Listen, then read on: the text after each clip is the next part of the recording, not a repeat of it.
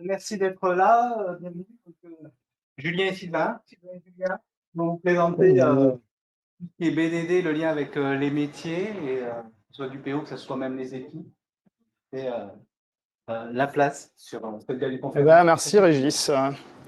Du coup, donc, oui, on va vous parler de comment améliorer la qualité de votre métier grâce au Behavior Driven Development. Est-ce qu'il y a des gens qui en ont déjà fait?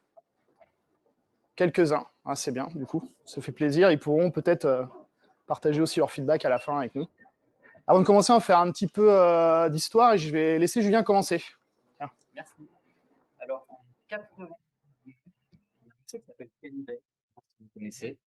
Il a sorti un bouquin sur une nouvelle méthode de travail à l'époque, et l'extreme programming. Cette méthode de travail se basait sur des principes. Pas tous énumérés, mais énumérer les principaux. Une bonne communication au sein de l'équipe, qui permet de faire un bon logiciel. Le fait de travailler tous ensemble, c'est mieux. Le fait aussi de respecter les uns et les autres, donc les différentes responsabilités, etc., c'est important.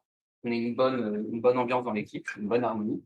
Le fait de garder tout le temps les choses assez simples, pas simplistes, hein, simples, répondre à un problème complexe de manière simple. Aussi centrer les développements du logiciel avec tout le temps en tête le fait de faire quelque chose de qualité. C'est important. Et aussi baser aussi les développements sur les retours utilisateurs, clients, le marché, etc., etc. Pour répondre à ces principes, il y a plusieurs pratiques. Le fait, du coup, je l'ai dit tout à l'heure, le fait de travailler tous ensemble, le fait d'avoir une équipe complète, vraiment pluridisciplinaire. D'avoir un environnement de travail qui correspond aussi au travail, au métier sur lequel on a développé une application. Ces choses-là. D'être énergique aussi quand on travaille, ce qui fait qu'il ne faut pas avoir des journées harassantes, etc. Il faut bien se reposer pour tout le temps avoir de l'énergie et faire bien concentré. Voilà. Centrer aussi les développements autour de récits utilisateurs, les user stories, on a déjà entendu parler. Et travailler aussi, donc en 99, c'était la première fois, une des premières fois où on allait travailler à plusieurs, à deux, sur un même ordinateur. Pas tout seul dans notre coin, on va travailler à deux. Ça permet de discuter pendant qu'on développe. Et aussi, ça c'est un truc vraiment qui me tient à cœur, d'écrire des tests en premier. Pas écrire tout de suite le code, je vais partir en premier, on écrit déjà des tests. Donc ça, c'est un élément, c'est un peu le sujet de la journée, enfin de ce talk-là. Et du coup, je crois que c'est en 2000 ou 2001, j'ai sorti un autre livre qui est en rapport avec les testers, qui s'appelle Sur le Test Driven Development, donc le TDD, qui, je vais le résumer en une slide, hein, c'est un bouquin, on va le faire assez rapidement, qui est basé sur 3 étapes. Une première étape, la rouge. La rouge, c'est quoi? C'est juste, on écrit, en tant que développeur, j'écris un test, qui est oui, je me dis, il manque quelque chose dans le logiciel pour que ça marche. Du coup, après, on passe rapidement à l'étape verte. Généralement, on essaye de passer 10 minutes max pour faire passer le test. Là, on peut s'autoriser de faire du copier-coller de code, des choses comme ça. On essaie d'aller vite pour dire, c'est bon, le comportement qu'on attendait, il est réalisé, il est implémenté. Et ensuite, on passe à une étape sur laquelle on va passer plus de temps, qui est la partie refactor. Pendant cette étape, on va supprimer de la duplication, on va renommer des choses pour que ça soit plus clair, on va faire tout ce qu'il faut pour qu'on ait un logiciel, une implémentation de qualité. Et ensuite, on repart, on récrit un nouveau test pour vous, on le fait passer vite au vert, on passe à l'étape de refactoring. Alors ça, c'est super. Ça parle probablement à tous les développeurs s'il y a des développeurs dans cette salle. Par contre, au niveau de la communication, c'est pas forcément très opérationnel parce que, en fait, quand on travaille dans une équipe pluridisciplinaire, tout le monde ne parle pas vraiment le même langage. Donc là, on prend un exemple avec un product owner. Lui, il va plutôt écrire des stories, va se focaliser vraiment sur le métier. Voilà. Alors, on a pris des exemples sur les jouets. Ça parle à tout le monde. C'est bientôt Noël, comme ça, du coup, tout le monde est dedans. Donc là, par exemple, typiquement une story. Je suis en tant que client, je veux lister tous les jouets, comme ça j'achète un jouet pour mon enfant. Et puis le développeur, lui, son langage, c'est le code. Donc on écrit, tiens, un filtre, je vais chercher dans un catalogue, je récupère avec des paramètres un item. Et puis on a aussi les QA, on les oublie pas, ils sont là. Et puis eux, par exemple, là, c'est un autre exemple, on peut très bien écrire ça comme si c'était un scénario d'e-commerce. Et en fait, dire, c'est un store en ligne, j'achète un article dedans, etc., etc., etc. Donc ça, évidemment, ça pose un petit problème. Et justement, c'est un peu le sujet d'aujourd'hui. Donc avant de vous parler de ça, de la communication autour du besoin, on va d'abord peut-être se présenter. Je vais laisser Julien commencer par ça. Alors moi, c'est Julien. Le BDD, ça fait 10 ans que j'ai découvert, j'ai arrêté de continuer à travailler pour m'améliorer, etc. C'est grâce à cette expérience que je vais vous faire un petit retour pour vous donner un peu mon feedback sur la méthode. Donc moi, c'est Sylvain aussi, je suis développeur depuis un petit moment et je fais pas mal de BDD aussi. On a fait pas mal de projets tous les deux, que ça soit, on va parler de feedback dans la fin de la présentation, des cas qui sont assez faciles et des cas qui sont beaucoup plus compliqués. Du coup, on en profitera pour faire un feedback là-dessus. Ça peut être intéressant pour ceux qui veulent démarrer et qui savent pas trop comment faire. Ouais, c'est pas grave. Du coup, dans les thèmes qu'on va voir aujourd'hui... Ah, tiens. Zapet ne fonctionne plus. Non. C'est toi qui l'as? Ouais, c'est bon. Donc, on va vous expliquer ce que c'est le BDD. Donc, on va introduire le concept. On va voir comment on peut écrire des scénarios de manière efficace. Ça, c'est un point important. On fera une petite overview sur la syntaxe Gherkin et je vois quelqu'un qui est en train de faire. Mais en fait, il faut savoir que BDD, c'est pas forcément une syntaxe. Nous, on va utiliser Gherkin, mais il y a plein d'autres moyens de le faire. Donc là, on va se focaliser plutôt là-dessus parce que c'est le truc le plus courant qu'on croise en fait à droite à gauche. On parlera des feedbacks, comme je vous l'ai dit, et du coup, on va parler de la documentation business aussi. Voilà. Et pour commencer, alors, du coup, je vais parler de qu'est-ce que c'est BDD. Donc déjà, il faut savoir qu'à l'origine, il y a une personne qui s'appelle Dan North en 2003. Lui, il était coach TDD. Et en fait, il s'est dit, ah, test driven, c'est bien, mais en fait, test, c'est quand même un mot assez technique. Ça va plutôt parler aux développeurs. En fait, ce serait mieux si on remplaçait test par behavior. Ce qu'on veut tester, c'est le comportement du logiciel, c'est est-ce que le métier fonctionne correctement. Donc en fait, lui, il a changé le mot de base pour une raison assez simple. Il voulait améliorer la communication avec les gens qui définissent le métier. On ne s'occupe pas de tester techniquement un logiciel, on s'occupe de valider que les comportements du logiciel sont OK. Et du coup, c'est ce que lui, il a défini comme étant la bonne façon de faire le TDD, en fait. C'est comme ça que tout le monde devrait faire. Alors, du coup, par contre, c'est pas toujours très clair pour tout le monde. Il y a pas mal de confusion. Et souvent, on voit des gens qui confondent, en fait, tout ce qui est acceptance test driven, etc., avec les tests d'interface, les unit tests, etc. Donc là, on fait un récap assez simple. TDD ou BDD, c'est des méthodes pour faire des tests. TDD, c'est pas les tests unitaires. Voilà. Si vous faites du TDD à TDD, ce que vous voulez, c'est valider des critères d'acceptation. Voilà. C'est ça que vous voulez faire. Et pour les gens qui feraient la confusion, BDD, c'est pas les tests UI. Souvent, on entend ça. Mais en fait, c'est exactement la même chose. Voilà. On veut valider des critères d'acceptation. Voilà. C'est ça le point principal. Donc en fait, il faut juste conserver ça en tête. Quand on fait TDD, alors acceptance test driven et BDD, du coup, ce qu'on veut, c'est vraiment tester les critères d'acceptation, est-ce qu'ils sont implémentés correctement. Et du coup, en fait, la seule différence pour BDD, c'est que c'est vraiment focalisé sur les comportements logiciels. Voilà, principalement. Du coup, alors, pour ceux qui ne connaissent pas Acceptance Test Driven, en fait, il y a un pattern qui existe qui s'appelle AAA, qui permet d'organiser son test quand on est en train de l'écrire, avec des différentes étapes. Donc la première étape, c'est le A, c'est Arrange. On va préparer le contexte du test en vue de faire quelque chose. Ce quelque chose... Alors, pardon, oui, c'est dans ce sens-là. Donc, en termes BDD, en fait, au niveau du contexte, on va parler de given, étant donné en français. Après, on fait quelque chose. Il y a un acte qui est fait. Donc, du coup, ça, c'est vraiment faire quelque chose. Et en BDD, on va retrouver le mot-clé qu'on appelle when. Enfin, en Gherkin, pardon. Pas BDD, je vais corriger. En Gherkin, c'est when. Donc, le dernier, c'est assert. J'ai des expectations, je veux valider quelque chose. Et du coup, dans Gherkin, on va trouver then. Donc, avec ces 3 steps-là, on est censé pouvoir tout organiser et implémenter ça correctement. Et du coup, je vais laisser Julien vous introduire à un exemple un petit peu plus en détail. On va rentrer un peu plus sur l'historique. Voilà, on va rester sur notre exemple. Quand on a une feature, on souhaite pouvoir modifier le prix d'un jouet. Parce qu'on peut se tromper sur le prix du jouet, on souhaite le modifier. Généralement, quand on cherche des exemples sur Internet, sur les BD, etc., on va trouver des exemples, enfin moi du moins, c'est ce que j'ai trouvé au tout début de ma carrière, c'est comme ça que j'ai commencé les BD, à avoir des choses comme ça. Par exemple, je vais dire, étant donné une application de back-office, quand j'ouvre la page du jouet et que j'entre le prix dans l'input qui était dans le champ du formulaire et que je clique sur le bouton sauvegarder, on va avoir une petite notif avec un petit toaster dans l'application qui me dit c'est bon, ça a été sauvegardé. Et le prix, je le retrouve sur la page du jouet. Ici, la première étape, on est en train de décrire qu'est-ce qu'il me faut pour changer le prix. Un back-office, une page, etc. Comment ensuite je vais changer le prix? Un champ de formulaire, un bouton sur lequel je clique.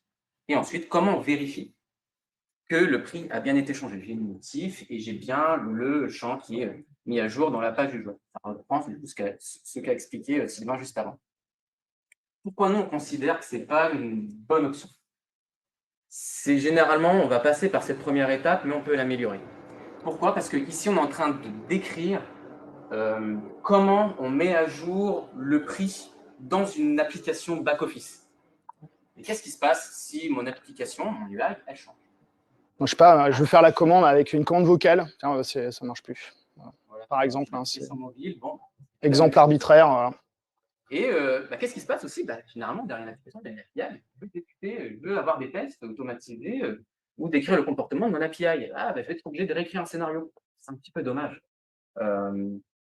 Pourquoi? Parce que le comportement est exactement le même. On veut changer le prix du jeu. C'est tout ce qu'on veut faire.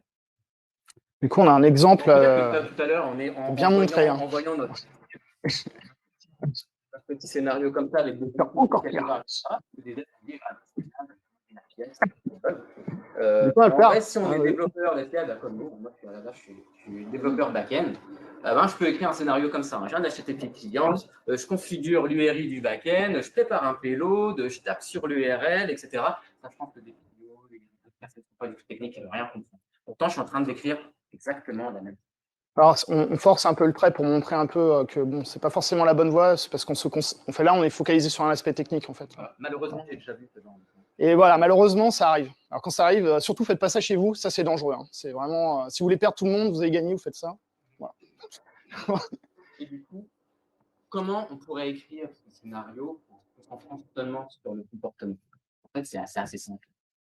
On va dire, voilà, j'ai un store manager, j'ai un toy store manager, j'ai un jouet.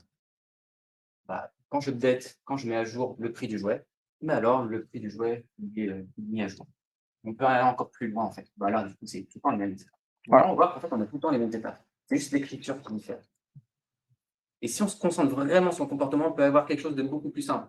Voilà. Quand un gérant de magasin met à jour le prix du jouet, alors le prix du jouet devrait être mis à jour. C'est clair, c'est simple. De ligne. Ici, on est en train de décrire un peu une histoire. C'est cool. On est en train de discuter et puis on dit ce que mon logiciel il veut faire sans prérequis technique. Ouais. C'est assez clair. Alors, moi, je trouve que c'est assez clair. Et on pourrait réutiliser les étapes dans d'autres scénarios pour partager le même langage. Et puis, on a quelques petits mots-clés qui apparaissent. J'ai un store manager, j'ai mettre à jour le prix, j'ai un jouet et j'ai peut-être un événement qui me dit mon jouet a été mis à jour. Du coup, niveau vocabulaire, on en reparlera tout à l'heure, mais vous verrez qu'il y a un lien qui est assez facile à faire entre les deux. Concernant ce scénario, ce qui est vachement bien, c'est que maintenant, on décrit un jour dans une application bien précise. Là, on décrit juste comment on quand on met à jour le prix, qu'est-ce qui se passe, et c'est tout. On ne s'occupe pas, c'est une application, c'est une API, c'est un assistant vocal, c'est une application de ligne, on s'en fiche, c'est juste le comportement. Et là, du coup, on peut réutiliser ce même scénario pour exécuter nos tests automatiques sur un website, une application mobile, une API, etc. Et c'est cool, c'est qu'on n'a qu'un scénario à maintenir. Ouais. Là, Pio, du coup, il est content. J'ai fait un scénario, c'est fait. Je n'ai pas besoin de réécrire souvent. Je change la fonctionnalité, je fais tout mobile. Non, on en veut quelqu'un. Un seul aussi, ça permet d'avoir une seule communication. Hein. Tout le monde parle de la même chose, c'est le même scénario. Donc, voilà. Quel que soit votre rôle dans l'équipe, c'est OK pour vous. Pour ce genre de scénario, on a un outil qui s'appelle le langage Gherkin. Voilà. Ouais, donc du coup, il y a d'autres façons de le faire, mais on parle de Gherkin parce que c'est le plus populaire, on va dire. Et c'est peut-être le plus simple à comprendre au début, mais on peut faire d'autres choses. Du coup, on va reprendre la base. Donc, quand on va écrire des scénarios, généralement, on a une fonctionnalité, une feature, et à l'intérieur de cette feature-là, on va définir des scénarios, un ou plusieurs scénarios. Donc, le premier keyword qu'on doit connaître, c'est scénario. Et en fait, on précise le nom du scénario. Donc, c'est le premier élément. Ensuite, comme on l'a vu juste avant, on a les différentes étapes given, when, then, pour faire justement la préparation du contexte, ce qu'on doit exécuter et ce qu'on doit vérifier. Mais on peut, voilà, donc on reprend l'exemple de tout à l'heure. Donc là, c'est un autre exemple en disant si mon magasin de jouets il est vide, quand le gestionnaire du magasin il ajoute un nouveau jouet dans le magasin, dans le magasin, alors le jouet, du coup, le store il est plus vide. C'est obviously, évidemment, c'est évident, mais voilà, vous pouvez le découper comme ça. Ce qui est important, c'est qu'on peut commenter, utiliser des trucs simples en fait. Voilà. Et ça, c'est ça. Ça, c'est bien, mais des fois, ça manque un petit peu de contexte. On a du mal à se projeter, c'est un peu abstrait. Donc, on peut faire d'autres choses. On peut rajouter du détail en utilisant ce qu'on appelle les tables. Et en fait, typiquement, dans un scénario, quand on va vouloir un peu préciser ce qu'on a besoin, on peut formuler ça de cette façon. Ici, on a précisé directement dans le when quand j'ajoute ce jouet, et là, on a les références du jouet. On a les différents éléments qui correspondent aux caractéristiques du jouet, son nom, son prix, sa marque. Et du coup, vous pouvez voir quand on va faire justement l'assertion qu'on va valider, qu'on utilise le nom du jouet directement pour récupérer ça et valider que c'est OK. Quand vous voyez la doc sur les tables, généralement, on met les Ouais. colonnes en haut, etc. Mais il faut savoir qu'on peut le mettre aussi dans l'autre sens. Ouais. On a trouvé que ça fait Il y a pas deux très options. longtemps, c'est pas très longtemps qu'on a découvert ça, en fait. Et du coup, ça permet vraiment de décrire tout simplement, j'ai un nom, j'ai un prix et j'ai une marque. Et après, j'ai les données des exemples. Ça aide aussi l'implémentation, les discussions, d'avoir des exemples bien concrets. C'est assez expressif et n'importe qui peut se projeter dedans en disant « Ah oui, OK, d'accord, un jouet, ça doit correspondre à ces caractéristiques-là ». Alors, il faut quand même faire un peu attention quand même parce que les tables, c'est comme tout, hein, plus vous allez en abuser, plus ça va être compliqué à lire. Et le but, c'est on veut que ce soit facile à lire et que ce soit facile à maintenir et qu'on puisse facilement communiquer dessus. Et donc, du coup, si vous mettez 150 colonnes ou 150 propriétés, ça va vite devenir compliqué, quoi. Donc, des fois, c'est bien pour les petites parties. On va souvent dire ça comme conseil de base. Il ne faut pas hésiter à séparer assez régulièrement pour que ce soit vraiment petit et plus facile à rentrer dedans. Alors, du coup, ça c'est bien, mais on peut aussi le faire plusieurs exemples dans un seul scénario. Donc ici, pour faire ce genre de choses, on est obligé de faire un template. Donc on va modifier légèrement le scénario. Au lieu d'utiliser le mot-clé scénario, on va plutôt utiliser celui du scénario outline, qui est un template en fait. Et du coup, on va rajouter des exemples pour que ce template puisse vivre en fait. Donc là, ici, c'est le même exemple qu'avant, sauf que du coup, j'ai utilisé dans mon tableau des éléments entre chevrons. Et en fait, ils sont réutilisés aussi au niveau du Zen. Et du coup, je mets un ensemble d'exemples et du coup, je peux valider ce scénario pour plusieurs items. Voilà, c'est une autre façon de l'écrire et d'avoir différents éléments qui peuvent être validés par le même scénario. Donc voilà. Donc là, ça vous donne déjà pas mal de flexibilité. Vous avez pas mal d'options pour écrire. Mais il y a d'autres éléments. Alors, toujours même conseil pour ça, évitez aussi d'en mettre à rallonge, sinon ça va être compliqué, évidemment, de lire. On peut chaîner du coup les étapes avec d'autres keywords, notamment le and, et, ou le but, le mais, du coup pour donner de l'expressivité. Du coup, on est capable d'écrire, par exemple ici, je ne veux pas notifier les utilisateurs, un utilisateur quand un jouet a été remis en stock. Bah, du coup, je vais pouvoir dire, étant donné que voilà, le jouet n'est pas en stock, et que le client il a désactivé les notifications pour ce jouet, quand je remets le jouet en stock, alors le jouet il peut être racheté à nouveau, mais voilà, le client n'est pas notifié. Donc ça, c'est vrai que souvent, les gens qui font du Gherkin depuis longtemps, des fois, ils oublient un peu but, même nous, hein, franchement, moi, je l'ai oublié plein de fois. Et du coup, ça fait des N, et on met de la négation dedans, et des fois, quand on lit, c'est un peu compliqué pour s'y retrouver. En fait, il y a but pour faire la négation, et comme ça, c'est beaucoup plus clair. Ça rend les scénarios beaucoup plus naturels. Voilà. Bon, toujours le même conseil, attention à ne pas en utiliser 120 dans un scénario. Là, pour le coup, si vous faites ce genre de choses, c'est probablement des scénarios distincts, il vaut mieux les séparer, en écrire deux. Hop, pardon. Ouais. Voilà. Ouais. Finalement, est-ce qu'un zen et un autre end, le end, ce ne serait pas un zen d'un autre scénario pour simplifier la lecture et voilà. Donc là, typiquement, ça pourrait être celui-là qui peut être sorti dans un autre scénario pour valider que le client n'est pas notifié, par exemple. Allez, on continue. Donc, il y a aussi les backgrounds. Donc, en fait, quand un contexte est partagé par plusieurs scénarios dans une feature, on peut en fait sortir le step dans le background et il va être utilisé pour tous les scénarios. Donc ça permet de faire de la réutilisabilité. Du coup, typiquement ici, on a les deux scénarios qu'on a vus un peu avant, divisés en deux, avec le when qui, lui, du coup, va récupérer le given de base avec le jouet n'est pas en stock. Et le deuxième qui va rajouter du coup une étape dans la partie given pour préciser sur la désactivation des notifications et du coup qui fait justement cette étape de je veux vérifier la notification. C'est une autre manière d'écrire aussi. Ça peut être sympa. Alors par contre, moi ça dépend des fois, mais je suis pas toujours fan parce que j'ai déjà vu des backgrounds à 150 lignes en début de scénario et vous n'avez même pas commencé à lire en fait le besoin et ce que ça fait. Vous devez déjà vous coltiner tout ça. Et franchement, ça peut être vraiment très très difficile à lire. Donc vraiment un petit step comme ça pour dire tous mes scénarios ont ça, c'est OK, mais faites attention parce que là, le but, c'est vraiment de ne pas complexifier la lecture et surtout, vous allez passer votre temps à scroller. Ah mince, c'était quoi? Ah oui, j'ai quoi dans mon background? Ah, etc. Et en fait, finalement, vous perdez l'intérêt du truc parce que du coup, tout va être plus compliqué. Un peu de duplication. voilà. Donc, la duplication, c'est pas toujours... voilà. Du coup, on a plusieurs autres keywords qui ont été introduits dans les dernières versions, notamment rule, qui permet, c'est une unité organisationnelle, on peut regrouper plusieurs scénarios dans une règle. Typiquement, c'est très utile pour valider. Quand on a plusieurs règles de validation, on les regroupe sur une règle qui est validation un peu complète. Voilà. On a les exemples, à ne pas confondre avec example qu'on vous a montré tout à l'heure. Ça, c'est un alias. Du coup, vous pouvez exprimer la partie scénario avec directement example. Et on a les tags pour faire des recherches, voilà, tagging un peu classique, pour les exemples, les règles, etc., si vous voulez faire de la recherche. Voilà, ça fait déjà pas mal d'informations. Je pense que déjà avec ça, vous avez pas mal d'éléments pour pouvoir commencer. Et je vais laisser Julien démarrer. On va vous faire un peu plus retour d'expérience. On va parler de 2-3 cas. Là, on a vu ce BDD. Maintenant, on va voir comment on met en place. Déjà, comment on démarre c'est pas forcément simple pour les sponsors de comprendre pourquoi on fait du BDD. Les bénéfices, pas très clair pour eux. Ça. Je pense que tout le monde a déjà entendu les tests, ça coûte trop cher, c'est trop long. Voilà. C'est un truc que tout le monde entend. Hein. Je veux dire, on va pas se voiler la face. Hein. Donc là, c'est suivant le sponsor que vous avez en face de vous, vous pouvez trouver le moyen de convaincre que ça va porter plus à son business. Et là, du coup, on va vous partager 2 exemples. Un premier qui est plutôt assez simple, on va dire.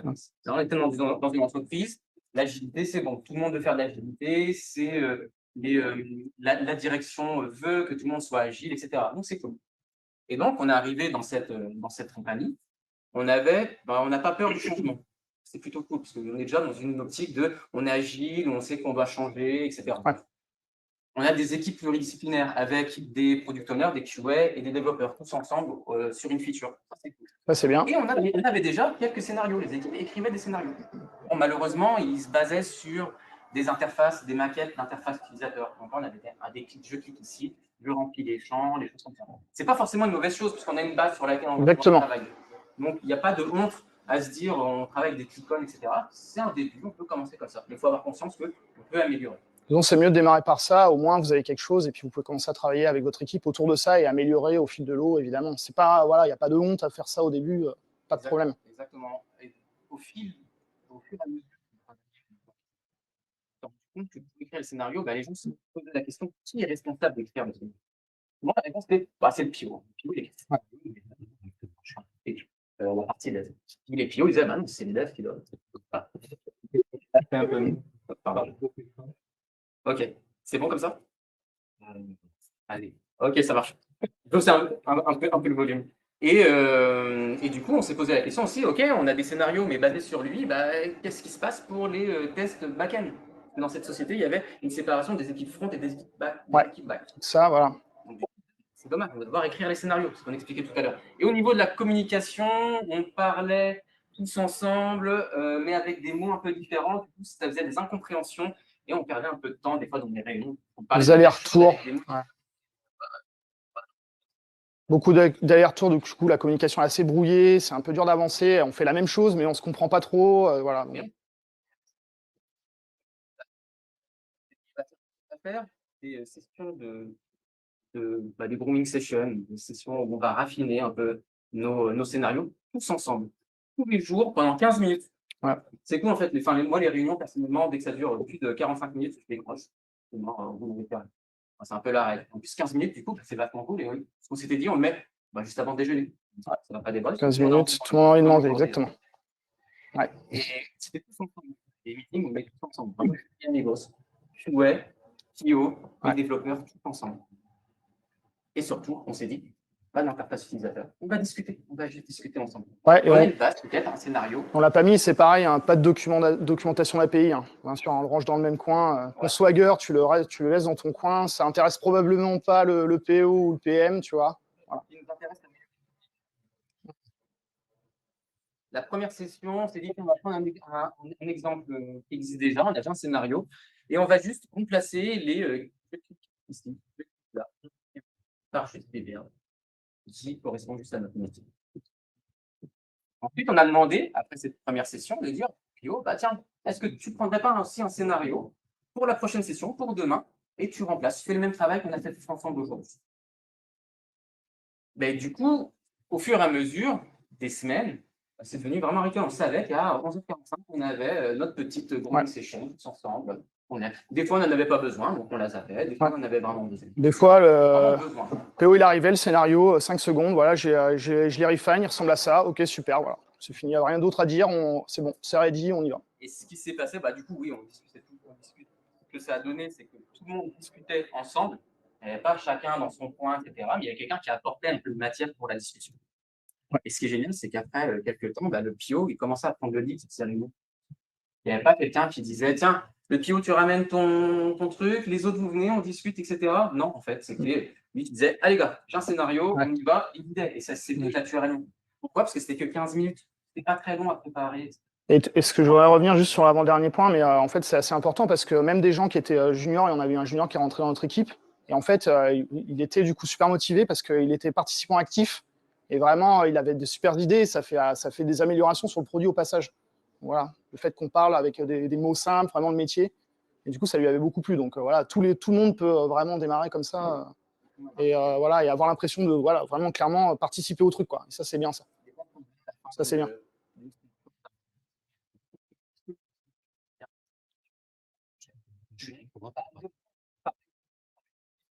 Essayez d'y réfléchir jusqu'à demain. Faut que je me mette à côté de toi pour voir si le micro il fonctionne. Ah, d'accord. Donc je le décale un peu comme ça là. Bon, c'est pas grave, on va faire avec. Et donc, du coup, quelques mois plus tard, on écrivait les scénarios. Il n'y avait plus de picon dans les scénarios. C'était cool, moi j'étais content. Et, je ne peux plus. Du coup, comme le disait Donc Sylvain, oui. tout le monde participait. Ça, c'était vraiment bien. On ne se posait plus la question qui est responsable d'écrire les scénarios. On écrit tous ensemble les scénarios.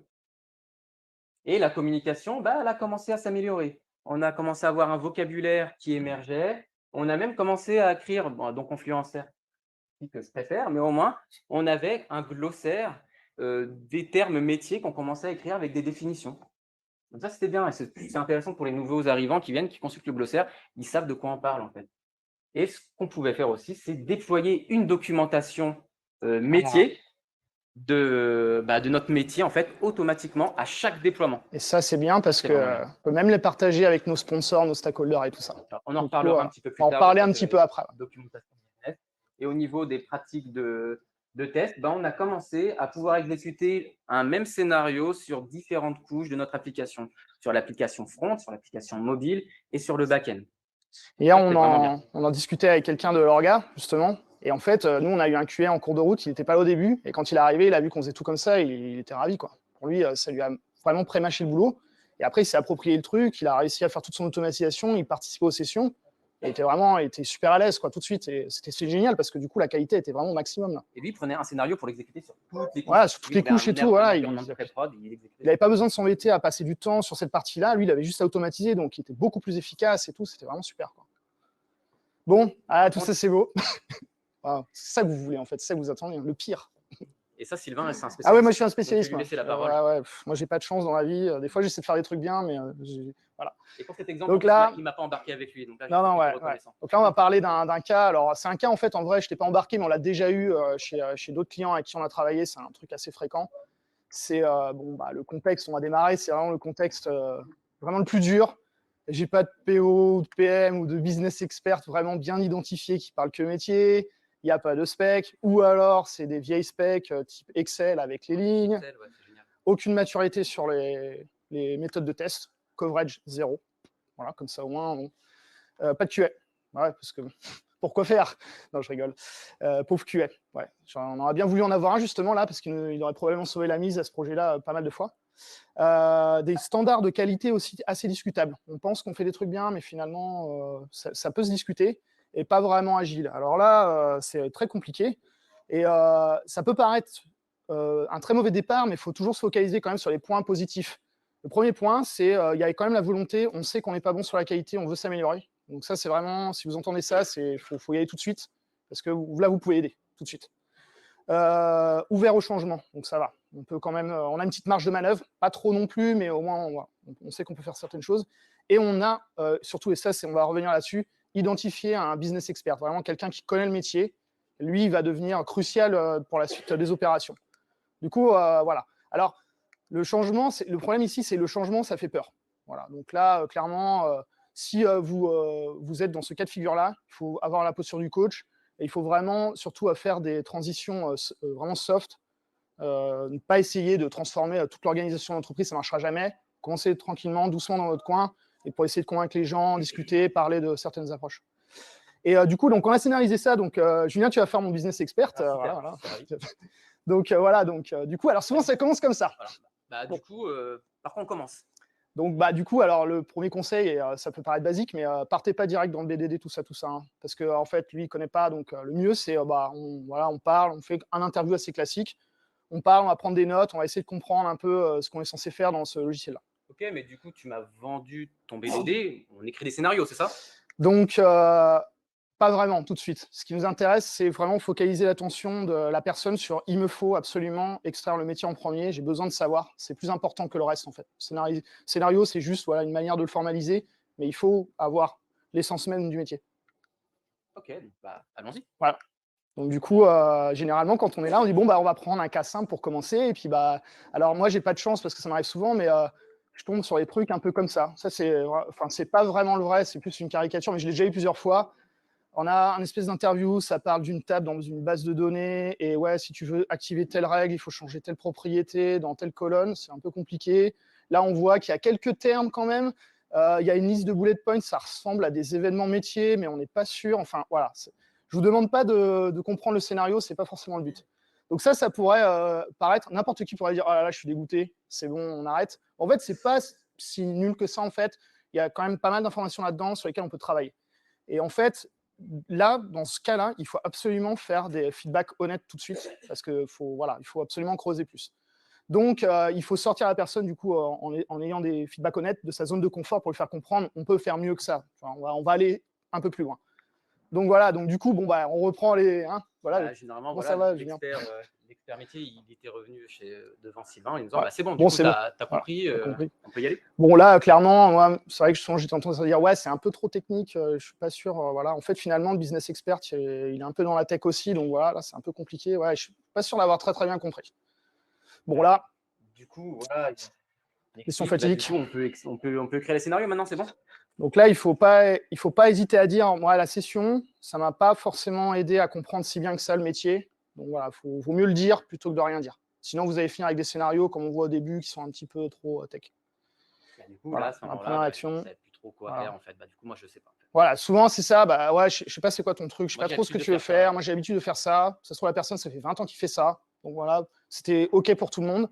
Et donc, en fait, ici, le levier que vous pouvez avoir, c'est il faut pas dramatiser le truc. Vous pouvez dire non, mais t'inquiète pas, c'est pas grave, parce que moi, j'ai appris des choses et j'ai une question en particulier sur ça. Donc là, typiquement, j'ai pris un bullet point et je dis ça m'intéresse de savoir comment ça marche le changement de la période. A priori, c'était marqué dedans. Et en fait, au lieu de passer dans le mode la personne qui est business expert parle et vous recevez les informations, vous changez de position. Vous démarrez le lead de l'interview et en fait, vous demandez des détails sur cet élément en particulier, puisque ce sera le thème de votre session. Et donc là, c'est vous qui l'idée, donc c'est les premières questions qu'on peut se poser, qui c'est qui fait ce changement-là? C'est qui fait ça? Là, la personne, lui, il le saura. Là, par exemple, dans l'exemple, c'est un agent. La question est simple, la réponse ok, super. C'est génial. Comment il fait ça? Dis-moi comment il fait pour changer une période, etc. Comment ça se passe dans la vie réelle, etc. Donc là, l'expert métier lui a répondu, du coup, on appelle une agence, et puis on demande... un changement de période. Voilà. En fait, pour l'instant, c'est super simple. Ok, c'est génial. Et à la fin, qu'est-ce qui est attendu, en fait? C'est quoi qui est vraiment attendu par la personne qui est en agence et qui reçoit ça et tout? Et le client. Il a vraiment la réponse. Il reçoit une confirmation. Il reçoit une confirmation. Ah, super, ça, c'est vachement intéressant. Et du coup, il y a d'autres choses. Et là, typiquement, ça vous démarrez sur d'autres sujets, comme là. Oui, la facture. Ouais. Obviously, les factures doivent être à jour. Parce que du coup, voilà. OK. Ah ouais, donc c'est super. Donc en fait, je pense là, par exemple, si vous arrivez à avoir une interview comme ça, vous avez déjà suffisamment de matière pour commencer à formaliser ça correctement. Parce que là, il y a bien les termes que vous voulez. Donc là, du coup, vous avez pas mal avancé. Donc là, moi, après, j'ai eu un résultat comme ça en deuxième essai. Là, tout de suite, c'était beaucoup mieux. Ça commence à ressembler à une story un peu que j'aime bien. Il y a un peu ce qu'on veut faire. Et surtout, il y a les critères d'acceptation. Mais ça, on va voir que c'est exactement ce qu'on veut. Parce qu'en fait, en vrai, chaque critère d'acceptation va être scénarisé. C'est ça qu'on veut obtenir à la fin. Et comme on l'expliquait avant, il faut y aller doucement. Donc peut-être qu'une première étape, c'est de dire, on s'arrête là pour le moment. C'est dommage, on pourrait créer des scénarios. On va aller plus loin, nous, dans cette session. On pourrait dire vraiment, on s'arrête là, on a plein d'éléments, et c'est plus sympa pour un développeur d'avoir ces informations-là pour développer, pour commencer l'implémentation. Exactement. Donc voilà. Là, en vrai, on est pas mal. Alors, ce qu'on ne voit pas ici, c'est que là, on a l'impression, ouais, c'est quand même un peu brut, mais en fait, il y a encore plus de choses qui vont se dégager de là, parce que si vous regardez ce scénario-là, en fait, vous allez trouver du vocabulaire métier, vous allez commencer à matérialiser le domaine métier dans votre logiciel, et là, bizarrement, on va retrouver des éléments. Et moi, quand j'avais fait cette session, j'étais, ah, bah, un agent, c'est un acteur, c'est quelqu'un qui fait quelque chose. Ah, tiens, extend the rental period, ah, c'est une unité d'exécution pour un comportement métier. Ah, mais ça s'appelle une commande, ça, en fait. Ah, customer order, ah, ça a l'air d'être un objet métier sur lequel je dois travailler pour faire mon opération. Et là, ça, bah, a priori, c'est des événements, des choses se sont produites. Donc ça m'intéresse grandement. Et on va voir qu'en fait, quand vous faites ce découpage-là, il est intéressant, parce qu'après, quand vous voulez le scénariser, vous partez de la perspective du domaine, et vous allez vers le scénario, et là, tout est beaucoup plus simple. Domain element, j'ai une commande, c'est l'unité de travail sur laquelle je suis. Ça, c'est dans le step given. C'est ce que vous devez préparer pour exécuter votre test pour valider que tout est OK. L'acteur, c'est pareil, fait partie de ce step-là. Vous savez que vous avez ça en entrée et que donc, du coup, ça va être préparé. Deuxième élément, bah, en étant à la période de location, ça, c'est le when, c'est ce qu'on veut faire, en fait. Et du coup, à la fin, les événements qu'on a listés, c'est typiquement, c'est tout ce qu'on va vouloir regarder dans le Zen pour vérifier que ça s'est bien produit. Quand vous en arrivez là, franchement, vous n'êtes pas si loin de ce qu'on appelle event storming, je ne sais pas si les gens connaissent event storming ici, ou de certains principes dans le DDD, etc. Donc en fait, vous êtes en train de tirer votre client vers ce genre, enfin tirer votre client, votre projet, vers ce genre d'approche. Et du coup, c'est pas mal en termes d'organisation, de communication, ça simplifie pas Et il mal s'en de rend choses. même pas compte. Il C'est s'en rend pas génial, en fait. forcément Il va compte. apprendre petit à petit, Exactement. sans lui donner des mots-clés qui pourraient faire peur. Exactement. Donc là, c'est très simple. Donc du coup, à la fin, bah, si vous arrivez jusque-là, probablement vous avez fait une première victoire, parce que du coup, vous êtes capable d'écrire un scénario qui est peut-être pas le scénario le plus précis, le plus travaillé, mais au moins déjà une base.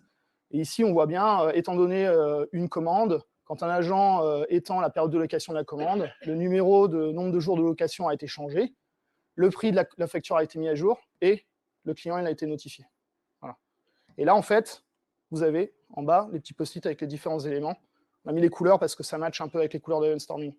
Donc en fait, en vrai, là, il y a un petit bundle qui se dessine un peu. Voilà.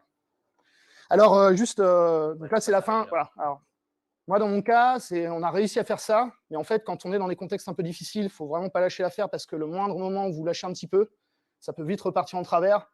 Donc, dites-vous pas, ah, c'est super, j'ai fait une première victoire, c'est bon, c'est acquis. Il faut continuer à travailler là-dessus et continuer à rédiger des scénarios et mettre en place des cérémonies. Sinon, vous risquez d'avoir une petite déconvenue et à la fin, finalement, on va retourner au mode d'avant. Voilà. Donc, faites attention à ça. Ce n'est pas gagner, parce que les contextes qui sont difficiles, c'est jamais gagné. Il faut toujours travailler à fond pour faire avancer ce genre de sujet. Voilà, donc du coup, on a 2 exemples et on va terminer. De Living Documentation. Je vais te laisser la main, Donc, Julien. assez rapidement, une Living Documentation, qu'est-ce que c'est? C'est une documentation qui va me permettre de faciliter l'onboarding des nouveaux arrivants dans mon équipe ou dans mon entreprise. Ça peut être aussi une ressource pour mon équipe de support, puisqu'en fait, c'est quoi la Living Documentation? C'est tous mes scénarios qui sont juste publiés dans un website, etc. Donc, je peux faire de la recherche dedans, je peux voir quelles sont les règles métiers qui doivent être appliquées, etc. Si j'ai mon client qui m'appelle, qui me dit bah, « je comprends, ça ne marche pas », bah oui, parce qu'il fallait ça, il faut ça, c'est pas valide parce que vous n'avez pas donné le bon format, des choses comme ça. Par exemple. Ça, on peut du coup le partager avec les sponsors. Sponsor, toujours intéressant, hein. la transparence, on leur dit bah voilà, Exactement. voilà la documentation de ce qu'on est en train de fabriquer. Et à chaque fois qu'on déploie, bah, nous c'est ce qu'on avait dans le premier cas qui était plutôt cool, on déployait continuellement. Donc il y avait dans Confluence un lien et puis ils y allaient et puis vous pouvez voir exactement où est-ce qu'on en était. Nous, on avait par environnement, donc en plus, on pouvait voir l'évolution de ce scénario-là, il est dans tel état actuellement, voilà, quand est-ce qu'il va à peu près arriver, vous pouvez faire une estimation. Ça peut être très utile, les gens du marketing ou même des commerciaux, hein, ouais, puisque c'est du métier, vous pouvez parler aussi avec eux. Hein, ouais. C'est ça, et donc pour tout ça, on a la liste des comportements, donc nos scénarios. On peut se baser aussi sur les test reports, parce que du coup, nos scénarios sont exécutés dans notre CI/CD, etc. Et du coup, on a les reports, on sait exactement que ça marche. Et quand ça ne marche pas, on sait exactement pourquoi, quel scénario, quel morceau de feature, etc. Et puis, du coup, on avait une documentation pour chaque release. Ouais. C'était vraiment bien. On avait un peu historisé, on avait fait un truc sympa. Il y a plusieurs solutions pour faire ça automatiquement, qui sont online, comme Cucumber Studio ou les Cucumber Reports. Cette partie-là, elle était un petit peu en bêta encore. Ouais, du coup, faut voir si elle a évolué. On mais a testé. Ici, c'est public. Donc, si vous n'avez pas envie que votre métier soit public, il vaut mieux pas utiliser. Et la partie Cucumber Studio, par contre, elle est payante. Bon, celle-là est gratuite, celle-là est payante. Du coup, c'est un peu le problème avec les outils de Living Doc des fois. Il n'y a pas grand-chose. Sinon, il y a d'autres outils. Pickle, comme c'est Pickle, open qui est source. assez vieux, C'est un peu mais vieux, on mais peut ça fait le générer taf. une documentation locale, mais après, il faut se débrouiller pour la mettre Ouais. en ligne, etc. Mais c'est pas mal parce que du coup, on peut faire de la recherche Ouais. via les tags, même les mots-clés, etc. Et c'est plutôt pratique. Et sinon, il y a Qk Doctor qui permet d'enrichir. Là, c'est vraiment une documentation basée sur des scénarios. On peut vraiment rajouter plein d'infos, etc. On peut rajouter des infos, mais c'est quelque chose qui a été fait par des gens qui sont peut-être un peu plus techniques. Et des fois, ils mettent de la documentation technique dans leurs exemples dedans. Du coup, ça peut un peu effrayer tout le monde. Bon, C'est dommage parce que vu que c'est ASCII doc derrière, il y a moyen de faire des trucs vraiment plus poussés. vous savez que ça existe. Vous ne prenez pas la tête tout de suite dessus quand vous mettez en place ça, en fait. Restez avec des choses simples. Et puis nous, en fait, dans notre expérience, on a fait juste un pauvre petit script. Voilà. On était sur Confluence, il n'y a rien pour Confluence. On a fait un petit script qui déploie des pages, qui envoie les données. Voilà. On peut faire la même chose avec du Markdown, hein. Voilà, si vous utilisez du Markdown aussi. C'est pas très compliqué. Oui, pour aller plus loin, niveau ressources. Petit problème d'animation, c'est pas grave. Il apparaîtra après. Il apparaîtra après, ouais. Donc, du on a coup, plusieurs bouquins. il y a deux bouquins qui sont assez courts et qui sont très bien écrits par Seb Rose et Gaspard Nagui. Donc Seb Rose, c'est une des personnes de Concomber. Donc, je vous encourage fortement, si vous vous intéressez à lire ces deux livres, ils sont vraiment très très bien. Ils ne sont pas très gros en plus. Ils ne sont pas très gros, c'est très clair, c'est très straightforward, vraiment, vous avez toutes les informations que vous voulez. Il y en a un qui est plus sur la théorie, l'autre qui est plus sur les exemples. Donc du coup, voilà. Franchement, vous le prenez, en 2 jours c'est lu, et vous avez la substantifique moi, alors vraiment, ils sont très très bien. Et puis on a Specification by Example, là, par un des grands noms sur le BDD, etc., qui travaille chez Cucumber. Il est très actif sur Twitter, etc. Ouais. Je vous invite à aller voir un peu tout ça. Son bouquin est vraiment très bien. Il explique vraiment rajouter des exemples, comme ce qu'on a vu, avec un prix, des données, etc. C'est souvent plus parlant que juste des choses un peu abstraites. Les slides de la présentation sont dispo sur SpeakerDeck. Du coup, voilà, vous pouvez aller les consulter, ils sont déjà à jour. Et puis du coup, on va passer, on a un petit peu de temps pour les questions là, donc c'est bien, je crois qu'on n'est pas trop mal. Super, super, super. Donc, on les reformule, ok, ça marche. Est-ce que vous auriez des questions ou des commentaires ou vous voulez partager votre expérience, puisqu'il y a des gens qui en ont fait, donc du coup, ils peuvent aussi se partager. Oui.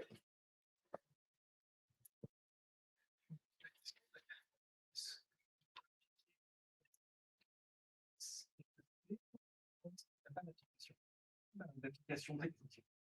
C'est-à-dire que, par exemple, on est sur de l'organisation d'événements, on est sur de la coordination entre personnes. À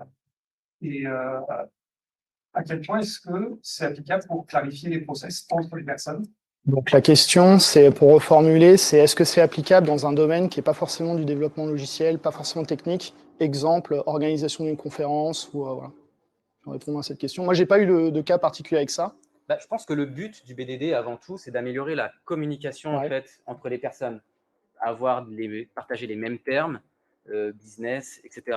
Donc, le but, c'est juste de discuter. Et si on souhaite les formaliser sous forme de scénario pour que ce soit plus clair pour tout le monde et d'avoir peut-être une base sur laquelle travailler ou revenir, moi, j'encourage très fortement. Et si demain, en plus, on souhaite développer une application qui fait ce genre de choses, on aura déjà les comportements métriques qui sont là, en fait. Donc, ça peut être intéressant. Du coup, c'est vrai. Il faudra juste s'assurer de maintenir l'état. Est-ce que ce scénario-là, il a été bien fait dans le cadre de l'organisation et bien validé, que c'est OK, quoi. Et là, il y aurait peut-être un petit plus. Hein. On n'a pas d'application existante, etc. Il n'y aura pas de clic quelque part, etc. Ouais. Ça viendra forcément de discussions autour du métier. Voilà. Mais je ne l'ai jamais fait. Après, moi, je suis vraiment dans l'IT. Vous ne m'avez jamais posé, tu vois. Donc, merci pour la question, du coup. D'autres questions? Non? Ouais. Il y a d'autres. Alors, la question, c'est est-ce qu'il y a d'autres outils que Cucumber ou Gherkin pour le faire? Donc, la réponse, c'est oui. D'ailleurs, la réponse, c'est en fait, vous pouvez le faire avec ce que vous voulez, en fait. Donc, moi, je fais aussi du BDD, des fois, avec des frameworks de tests unitaires qui sont propres que pour mon dev, par exemple, parce que je veux tester le comportement d'une fonction plus technique. Je l'écris aussi, je l'écris avec mon formalisme. Voilà. Donc, il y a aussi Gauge. Alors, je ne sais pas trop si ça a pris, mais en fait, Toughwork, la boîte dans laquelle est Martin Fowler, ils ont créé un outil parce qu'en fait, Gherkin, c'était un peu strict, il faut respecter exactement. Et eux, ils disaient, en fait, ce serait bien d'avoir plus un truc comme example mapping. Je mets des exemples et c'est moi qui mappe en fait les différents éléments par rapport à des steps au niveau de mon test. Sincèrement, je n'ai jamais vu personne l'utiliser. Je pense que ça a eu du mal à être adopté. Pourtant, l'idée est excellente. Mais malheureusement, je ne sais pas trop où ça en est ce projet, je crois que c'est encore actif. Donc tu vois, il y a d'autres alternatives. Après, clairement, je pense qu'Oncomber, ils écrasent un peu, ils sont vraiment très dominants. Et ils ont beaucoup de communication, supportée par quand même une boîte assez grosse, avec pas mal de ténors de la discipline du BDD, donc ils sont très très présents en termes de visibilité. Mais tu peux évidemment faire autre chose si tu as envie. Il y a un gros point positif de rester sur du Gherkin, c'est aussi la documentation qu'on Ouais. a sur le site de Cucumber. Elle est vraiment bien faite. Au tout début, il y a 10 ans, on faisait plein de clics, des choses comme ça, et ça pouvait un petit peu déranger. Mais depuis, ils sont vraiment revenus vachement là-dessus. améliorés, ouais. Et elle est vraiment bien faite. Donc, et ce que j'aime bien quand même, c'est qu'il y a une spec pour le langage, vraiment avec des versions, et c'est assez clair comment ils spécifient ça. Donc voilà, on voit qu'ils ont quand même une organisation, donc forcément, ça pousse un peu les gens à démarrer avec ça, parce qu'ils ont un cadre bien défini, quoi. Voilà. Ce qui n'est peut-être pas le cas forcément avec, si tu veux mapper des exemples un peu et tu essaies de le faire toi-même, il va peut-être te falloir plusieurs itérations pour trouver un peu le bon niveau, tu vois, ou mettre la jauge. Alors que le Gherkin, tu es tout de suite opérationnel, puisque du coup, il y a plein de gens qui ont fait des retours d'expérience dessus, et du coup, tu sais à peu près, alors, évidemment, si tu t'es renseigné avant, comment t'organiser pour démarrer, quoi. Voilà. Surtout si tu connais déjà AAA et que tu as déjà fait TDD, des trucs comme ça, même dans une équipe, pas forcément en tant que dev, hein, tu peux être un PO et tu connais cette approche pour travailler. Voilà. Voilà, donc, je crois qu'il y avait. Ça répond à ta question. Pour implémenter cette même spécialisation? Ah, ça, c'est une très bonne question. Donc, en fait, c'est comment on fait pour implémenter BDD sur plusieurs types d'applications, puisqu'on a dit que c'était quelque chose qui était unifié. Et nous, on a dit, ouais, on l'a exécuté sur plusieurs couches. En fait, je ne sais pas si vous connaissez, donc c'est comment ça s'appelait déjà, le Selenium. Vous avez un principe de driver, un driver par navigateur. En fait, tu fais la même chose, hein. C'est juste une couche différente. Et nous, en fait, ce qu'on a fait, on a implémenté un pattern driver. Il y en avait un pour, du coup, pour la couche métier. Voilà, pour la couche métier pure, les commandes, les comportements. Il y en avait un qui était un petit peu plus proche du end-to-end, où genre on envoie plutôt une requête HTTP, on va jusqu'à une base de données un peu in-memory pour valider au moins qu'en passant un stack, tout est OK. Et après, le step qu'on n'a pas réussi à franchir avec notre QS, parce que lui, il utilisait d'autres technologies pour automatiser, mais le plan, c'était, toi, tu vas aussi venir dans notre base de code de test et utiliser ces scénarios-là pour exécuter. Lui, c'était du Python. Il faisait tout l'automatisation bout en bout, full intégration avec du Python. Voilà. Nous, on a parlé du scénario, donc on a un seul scénario. Par contre, derrière, on peut avoir aussi plusieurs implémentations différentes pour l'exécuter sur les différents éléments, le ça website, pose pas de problème, etc. Après, ça dépend de l'organisation des équipes. Est-ce qu'ils utilisent des langages différents? Est-ce qu'ils n'utilisent qu'un seul langage? Après, ça dépend vraiment des équipes. Mais au moins, on n'aura qu'un seul scénario sur lequel on discute tous. Et après, comment on exécute les tests automatiquement? C'est suivant aussi les équipes, leur maturité sur tel ou tel langage, sur tel framework, etc., etc. Par exemple. Donc la driver, c'était pas mal. J'imagine qu'il y a des gens qui ont d'autres solutions. Nous, c'est ce qu'on a utilisé. Ça faisait le taf, en tout cas sur la partie dans laquelle on était. Et après, même pour la personne qui n'utilisait pas forcément la même stack technique que nous, c'était pas trop grave. C'est script Python avec des scénarios. Il faut lui passer les paramètres. C'est input-output. En fait, en vrai, on peut quand même exécuter ce genre de choses et le faire rentrer dans ce moule-là, même si c'est pas forcément le même langage ou la même technologie, quoi. Voilà, si on reprend le cas qu'on a expliqué tout à l'heure, modifier le prix d'un jouet. Derrière, OK, dans mon scénario, je n'ai pas je clique à cet endroit-là, je remplis des données dans un formulaire, etc. Mais derrière, l'implémentation du test automatique va faire ça, en fait. Exactement. Si vous êtes QA et que vous faites plutôt la partie UI testing, hein, du coup, c'est pas grave, hein, c'est le même scénario, c'est juste que vous allez automatiser pour cliquer directement dans une page pour faire la même chose. Et finalement, on parle sur la même base. Ça ne veut pas dire que vous ne faites pas UI testing quand même, hein, évidemment. Il y a quelqu'un qui va s'occuper d'automatiser. Souvent, c'est les QA qui le font. Ils sont là aussi pour ça. Et du coup, voilà, hein, il n'y a pas de problème là-dessus. En tout cas, à ma connaissance, j'ai jamais entendu quelqu'un qui m'a dit que c'était un problème. Ça veut dire que ces scénarios Ouais, alors nous, on travaillait plus en mode monorepo, donc tout était dans la même base de code. Donc du coup, les scénarios, ils faisaient partie intégrante de notre base de code.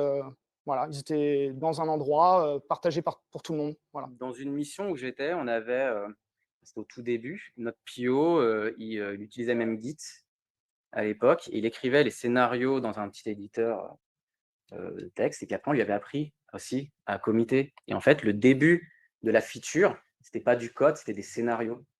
Et c'était génial, parce que du coup, comme ils étaient exécutés automatiquement dans notre CI, c'était tout de suite rouge sur la branche. Trop bien. Quelque chose. Ça, c'est vraiment tiens, on va les implémenter petit à petit, les scénarios. Ça, c'est top. Hein. Ça, c'est vraiment. Ça, c'est super, mais c'est pas souvent. Ça, c'est un peu difficile d'arriver. Il faut un niveau de maturité assez élevé, là. Parce que là, quand même.